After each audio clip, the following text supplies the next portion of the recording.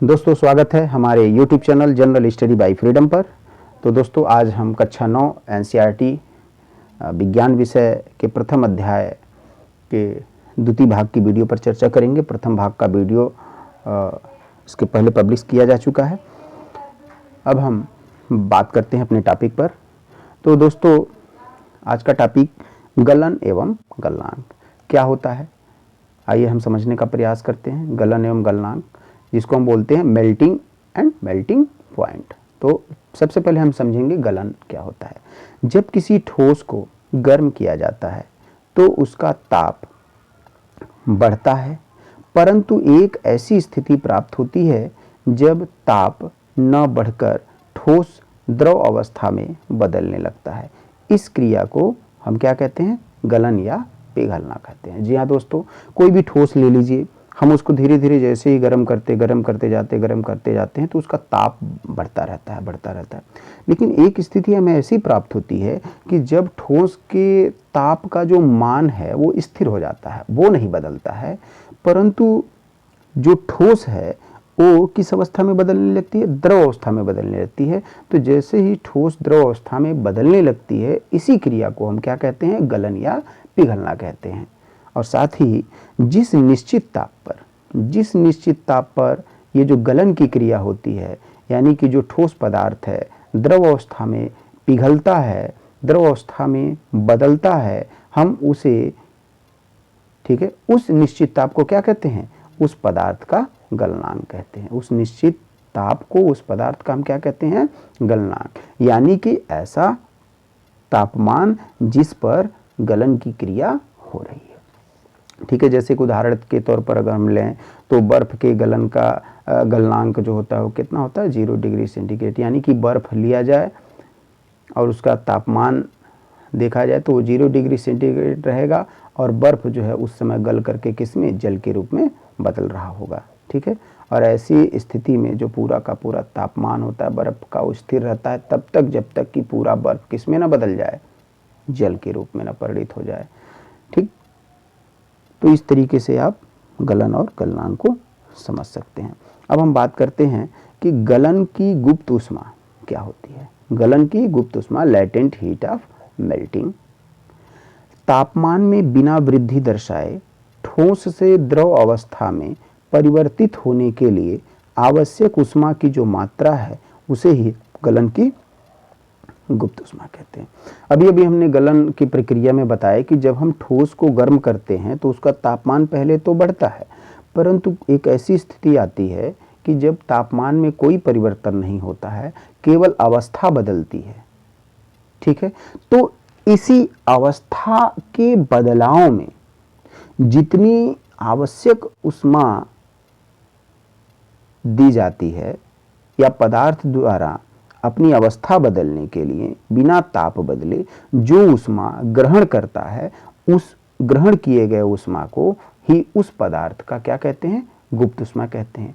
क्योंकि यहाँ पर जो प्रक्रिया हो रही है वो क्या हो रही है, ठोस से द्रव अवस्था में गलने के लिए हो रही है, ठोस से द्रव अवस्था में बदलने के लिए हो रहा है, यानी कि गलन हो रहा है। तो इस तरह से इस गुप्त ऊष्मा को हम क्या कहते हैं, गलन की गुप्त ऊष्मा कहते हैं। क्या कहते हैं, गलन की गुप्त ऊष्मा कहते हैं। तो इस तरीके से आप समझ सकते हैं।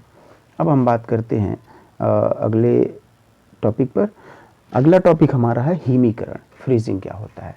तो दोस्तों जब किसी द्रव को ठंडा किया जाता है, फ्रीजिंग क्या कहते हैं, जब किसी द्रव को ठंडा किया जाता है तो एक ऐसी अवस्था आती है कि वह जमकर ठोस अवस्था में परिवर्तित होने लगता है।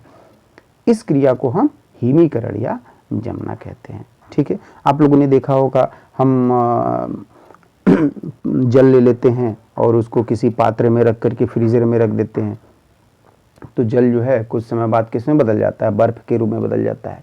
यही जो जल का बर्फ के रूप में परिवर्तन है, यानी कि द्रव का ठोस अवस्था के रूप में ये जो परिवर्तन है, इसी परिवर्तन को हम क्या कहते हैं, हिमीकरण कहते हैं। और गर्मियों के दिनों में हम भरपूर लुत्फ उठाते हैं, आइसक्रीम का मजा लेते हैं। वो क्या है, किस बात का उदाहरण है, हिमीकरण का उदाहरण है। हम क्या करते हैं, द्रव को ठोस में बदल करके उसके ठंडेपन का मजा लेते हैं। ठीक है, तो जिस तापमान पर यह जो द्रव है वो ठोस अवस्था में बदलता है, उसी तापमान को हम उस पदार्थ का क्या कहते हैं? हिमांक कहते हैं। क्या कहते हैं?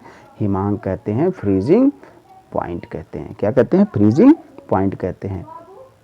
ठीक है, तो जैसे कि अगर आप बात करें जल का, तो जल का जो हिमांक होता है वो भी 0 डिग्री सेंटीग्रेड होता है। जल का हिमांक क्या होता है? 0 डिग्री सेंटीग्रेड होता है, क्योंकि जल जो है 0 डिग्री सेंटीग्रेड पर जम करके बर्फ के रूप में यानी कि ठोस के रूप में बदलना प्रारंभ कर देता है। तो इस तरह से 0 डिग्री सेंटीग्रेड क्या हो गया?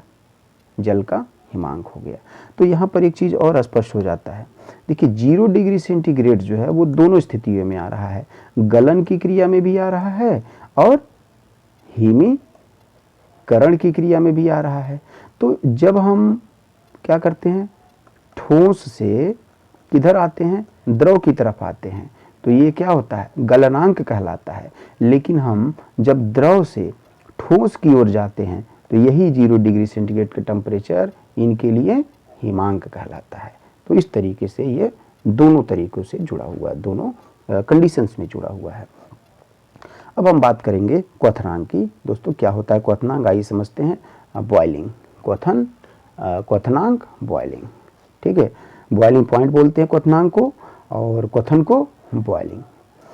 जब किसी द्रव को गर्म किया जाता है तो उसका ताप बढ़ता है और द्रव गैस अवस्था यानी कि वाष्प में परिवर्तित होने लगता है तथा इसमें बुलबुले उठने लगते हैं। इस क्रिया को क्वथन कहते हैं।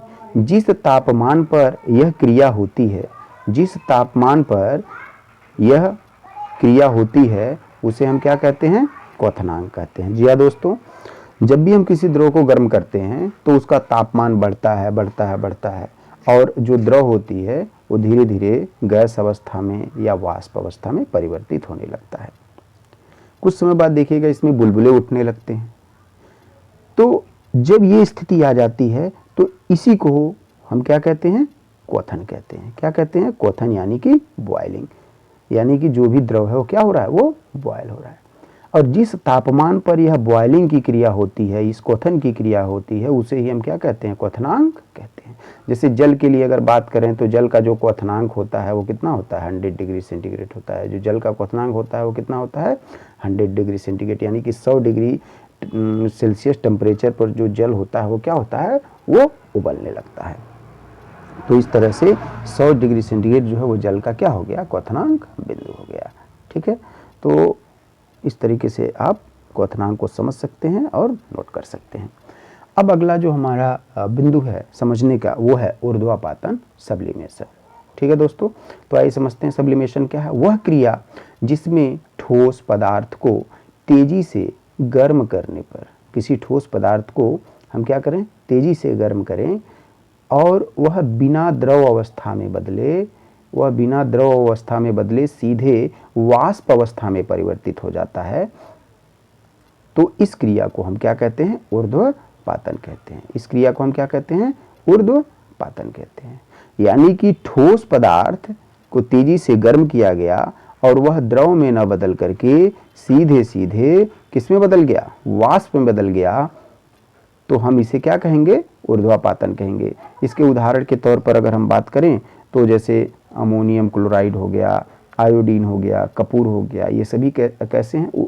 ये ऐसे पदार्थ हैं जो ऐसे पदार्थ हैं जिनको हम क्या कहते हैं?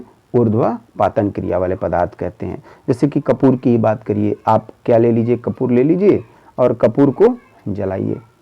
कपूर देखते हैं आप ये किस अवस्था में? ठोस अवस्था में है। और जैसे ही हम इसको जलाते हैं, जैसे ही हम इसको जलाते हैं तो जलाने के बाद ये सीधे सीधे किस में बदल जाता है? गैस में बदल जाता है। शुद्ध कपूर की बात कर रहे हैं हम। कपूर अगर शुद्ध अवस्था में है, शुद्ध रूप में है, तो जैसे ही हम इस कपूर को ठोस रूप में जलाएंगे तो यह वाष्पित हो जाएगा और गैस में बदल जाएगा। यानी कि इस बीच में जो द्रव है, द्रव की अवस्था यह प्राप्त नहीं कर रहा है, इसीलिए हम इस क्रिया को क्या कहते हैं? सब्लिमेशन कहते हैं, ऊर्ध्वापातन कहते हैं। ठीक है, आयोडीन में भी ये क्रिया होती है। तो दोस्तों एक खास बात हम आपको यहाँ बताना चाहेंगे कि भोजन पकाने के दौरान हम लोग जो नमक डालते हैं, नमक में आयोडीन होती है। आयोडीन की मात्रा हमारे शरीर के लिए आवश्यक होती है। तो कभी भी भोजन पकाने के दौरान नमक शुरुआत में नहीं डालना चाहिए। हमेशा जब भोजन अपने पकने के लास्ट स्टेज में हो, यानी कि 90% भोजन पक गया हो, अब हमें उसे बर्नर को बंद करके उतारना हो, तो ऐसी स्थिति में हम आवश्यक मात्रा में नमक को डालते हैं और ढक्कन को बंद करते हैं, और बंद करने के बाद हम उसको उतार देंगे। जब आपका ये जो भोजन है ठंडा हो जाएगा तो वो ढक्कन खोल करके फिर हम उसको सर्व कराते हैं।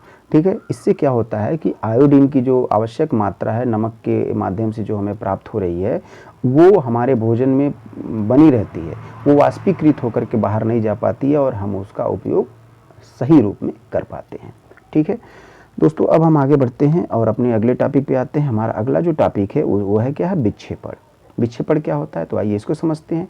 कुछ पदार्थ ऐसे होते हैं जिन्हें ठंडा करने पर वो गैस अवस्था से सीधे ठोस अवस्था में परिवर्तित होते हैं। मतलब कि जैसे भी अपने ऊर्ध्वपातन में देखा कि पदार्थ जो है ठोस अवस्था से सीधे गैस अवस्था में बदल रहा था, लेकिन यहाँ पर इसके ठीक उल्टा क्या है कि जो पदार्थ है वो गैस अवस्था में है और वो ठंडा कर दिया जा रहा है, तो किस में आ रहा है, ठोस अवस्था में आ रहा है। और अगर ऐसी क्रिया हो रही है तो हम कहेंगे कि ये कौन सी क्रिया है, ये विक्षेपण की क्रिया है। इसे हम क्या कहते हैं, विक्षेपण कहते हैं। ठीक है दोस्तों, तो अब हम आगे बात करेंगे संघनन का। कंडेंसेशन क्या होता है, संघनन क्या होता है। किसी पदार्थ के वाष्प को ठंडा करने पर द्रव में परिवर्तित हो जाता है। जब कोई पदार्थ है ऐसा लिया जाए जो वाष्प के रूप में हो और उसको ठंडा किया जाए और वो किस में बदल जाए, द्रव अवस्था में बदल जाए, तो हम इस क्रिया को क्या कहते हैं, संघनन कहते हैं। जैसे जलवाष्प का ठंडा होकर जल में बदलना, या आपने देखा होगा या पढ़ा होगा इसके पहले जो छोटे क्लासेस हैं उसमें बादल का बनना। जो बादल होते हैं, ठीक है दोस्तों, जो बादल होते हैं वो बादल का बनना कहीं न कहीं किसकी क्रिया है, वो संघनन का ही उदाहरण है। संघनन की वजह से ही जो जलवाष्प वाष्पीकृत होकर के हमारे धरातल से वायुमंडल में जाता है गर्म गैसों के रूप में, वो ऊपर जाकर के कम तापमान के कारण क्या हो जाता है, सघनित हो जाता है, और सघनित होकर के वो क्या बनता है, बादल बन जाता है।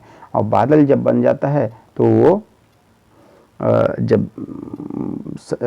बड़े बड़े जो है बूंदों के रूप, पानी की बूंदों के रूप में कन्वर्ट होना शुरू हो जाता है, और धीरे धीरे जब बूंदें जो है बड़ी हो जाती हैं तो वहाँ पर वो अस्थायी रूप से रुक नहीं पाती हैं और वो नीचे की ओर आने लगती हैं गुरुत्वाकर्षण के कारण। और नीचे जब ये आती हैं तो हम इसी को क्या कहते हैं, वर्षा कहते हैं। इसी को क्या कहते हैं, वर्षा कहते हैं। ठीक है दोस्तों, तो इस तरीके से आप समझ सकते हैं कि संघनन क्या प्रक्रिया है। अब हम अगले टॉपिक पे चलते हैं और हमारा अगला टॉपिक है वाष्पीकरण, इवापोरेशन। क्या है, इवापोरेशन, वाष्पीकरण। ठीक है, तो क्वथनांक से कम तापमान पर द्रव का वाष्प में परिवर्तित होने की क्रिया को वाष्पीकरण कहते हैं। वाष्पीकरण क्या होता है, क्वथनांक से कम तापमान पर यदि द्रव का वाष्प में परिवर्तन हो रहा है तो हम यह क्रिया क्या कहेंगे, वाष्पीकरण की क्रिया कहेंगे। वाष्पीकरण में कुछ महत्वपूर्ण घटक होते हैं जो वाष्पीकरण की क्रिया को प्रभावित करते हैं। जैसे कि सबसे पहला सतह का क्षेत्रफल है। जी हाँ दोस्तों, यदि हम जल की बात करें तो जल को हम बाल्टी में भर लेते हैं। ठीक है, बाल्टी में मान लीजिए किसी पात्र में हमने जल को भर लिया और इतने ही मात्रा में जल को हम वहीं पे फर्श पे फैला देते हैं। ठीक है, और दोनों पर जो है सूरज की रोशनी पड़ रही है, दोनों पर सूर्य की रोशनी आ रही है, प्रकाश पड़ रहा है, और समान समय के लिए दोनों को हमने सूरज की रोशनी में रख दिया। कुछ समय बाद हम देखते हैं तो ये जो फर्श पर पड़ा हुआ जल की मात्रा है वो पूरी तरह से गायब हो गई, जबकि बाल्टी में या बर्तन में रखा हुआ जल की मात्रा जो है कुछ परिवर्तित हुआ। यानी कि सतह कुछ नीचे आया परंतु पूरी तरह से जल इस बर्तन से समाप्त नहीं हुआ, जबकि यहाँ पूरी तरह समाप्त हो गया।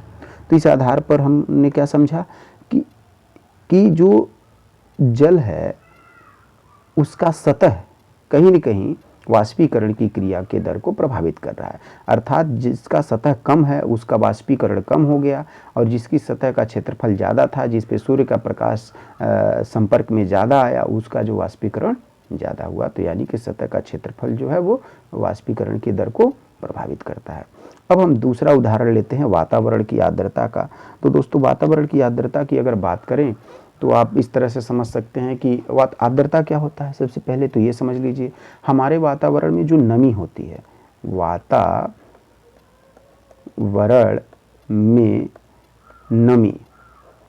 वातावरण में जो नमी होती है, इसी को हम क्या कहते हैं दोस्तों? आर्द्रता कहते हैं, ह्यूमिडिटी। वातावरण में यदि पहले से नमी है यानी आर्द्रता है, तो हमारा जो वाष्पीकरण की क्रिया है वो क्या होगा? धीमी गति से होगा। भाई जब पहले से ही वातावरण में जलवाष्प या वाष्प की मात्रा भरी पड़ी है, तो उसे नए जलवाष्प या वाष्प की ज़रूरत होगी या उनके लिए जगह होगी? नहीं होगी या बहुत कम होगी। तो ऐसे में क्या होगा? निसंदेह जो वातावरण की अगर आर्द्रता ज़्यादा है तो जो है वाष्पीकरण की दर को क्या होगा? कम करेगा। और अगर वातावरण में नमी या आर्द्रता कम है तो वाष्पीकरण की दर को क्या कर देगा? बढ़ा देगा। तो इस तरीके से ये प्रभावित करता है। तीसरा बिंदु होता है वातावरण का तापमान। जी हाँ दोस्तों, आप बिल्कुल समझ सकते हैं कि ठंडी के समय का तापमान क्या होता है और गर्मी के समय का तापमान क्या होता है। आप गर्मी के समय में कपड़े को रखिए तो आधे घंटे 10 मिनट में ही वो सूख जाता है, और ठंडी के समय में कपड़ा जो है वो दिन भर 2 दिन तक रखा जाए नहीं सूखता है। इसका क्या वजह है? हमारे वातावरण का तापमान। गर्मी में तापमान अधिक होता है, जिससे कपड़ा जो है उस तापमान के संपर्क में आते ही उसमें जो भी जल के अणु होते हैं वो वाष्पीकृत हो जाते हैं। जबकि ठंडी में तापमान हमारे वातावरण का कम होता है, तो ऐसे में जल के जो अणु होते हैं वो संपर्क में आते हैं, परंतु कम तापमान होने की वजह से उनके अणु जो है गतिशील नहीं हो पाते हैं, और गतिशील कम मात्रा में होने की वजह से वो पूरी तरह से कपड़े को छोड़ करके गैस अवस्था में नहीं बदल पाते हैं, और ऐसे में जो कपड़ा है वो जल्दी सूखता नहीं है। ठीक है, तो कुल मिलाकर के आप कह सकते हैं कि तीसरे बिंदु में तापमान के बढ़ने से जो द्रव होते हैं, द्रव के अणु की गतिज ऊर्जा बढ़ती है तो उनकी अवस्था बदल जाती है, और ऐसे में क्या होता है? वाष्पीकरण बढ़ जाता है। अगला जो हमारा है प्रभावित करने वाला कारक वो है वायु की गति। जी हाँ दोस्तों, चौथा महत्वपूर्ण कारक है वायु की गति। तो आप देखते होंगे कि जब हमारे वातावरण में वायु यानी हवा तेज़ी से बहता है, बहुत तेज़ी से बहता है, तो ऐसे में हमारे जो कपड़े होते हैं वो जल्दी सूख जाते हैं। लेकिन वहीं पे हवा की रफ्तार यदि कम होती है तो हमारे कपड़े उतनी तेज़ी से नहीं सूखते जितनी कि तेज़ रफ्तार में सूखे। इसका वजह क्या है कि वायु जो है, वायु के जो कण होते हैं वो कहीं न कहीं जल के कणों को अपने साथ खींचते हुए, अपनी वेग से, अपनी गति से खींचते हुए आगे लेके चले जाते हैं, यानी कि उनकी ऊर्जा को बढ़ा देते हैं। अर्थात वाष्पीकरण की दर क्या हो जाती है? वो बढ़ जाती है। तो इस तरह से आप कह सकते हैं कि जितना तेज़ी से वायु की गति बढ़ेगी उतनी तेज़ी से वाष्पीकरण की दर बढ़ेगी, जितनी तेज़ी से जितने दर से जो वायु की गति घटेगी उतनी गति से जो है वाष्पीकरण की दर भी क्या होगी? घटेगी। तो ये 4 महत्वपूर्ण कारक हैं जो आपको वाष्पीकरण की दर को प्रभावित करने वाले हैं। ठीक है दोस्तों, तो इस तरीके से कक्षा 9 एनसीईआरटी विज्ञान प्रथम अध्याय हमारे आसपास के पदार्थ का ये जो चैप्टर है वो पूरी तरह से समाप्त होता है। और इस वीडियो में हमने बहुत ही कम शब्दों में हर टॉपिक को स्पष्ट करने का प्रयास किया है। दोस्तों, आशा है कि इस वीडियो को देख करके आप इस अध्याय को अच्छे से समझ पाएंगे और आप अपनी परीक्षा में, चाहे वो बोर्ड की परीक्षाएं हो या प्रतियोगी परीक्षाएं हो, इसका भरपूर लाभ उठाएंगे। तो पूरी तरह से वीडियो में बने रहने के लिए आपका बहुत बहुत धन्यवाद। दोस्तों, एक और बात, इस वीडियो को लाइक और सब्सक्राइब ज़रूर करें, अधिक से अधिक शेयर करें। आप जितना लाइक, सब्सक्राइब करेंगे, शेयर करेंगे, ये हमारे मनोबल को बढ़ाएगा, और इस तरीके से अन्य अध्याय के वीडियो लगातार हम आपके सामने प्रस्तुत करते रहेंगे, जिससे कि हम आपका सहयोग कर पाएँ। Thanks for watching my YouTube channel general study bye freedom. तो लगातार आप बने रहिए, और वीडियो अच्छा लगे तो आप कमेंट करिए, और इस संबंध में अगर आपके मन में कोई प्रश्न हो तो आप कमेंट करके आप प्रश्न को पूछ सकते हैं और हम उस प्रश्न का उत्तर आपको अवश्य देंगे। जय हिंद, जय भारत।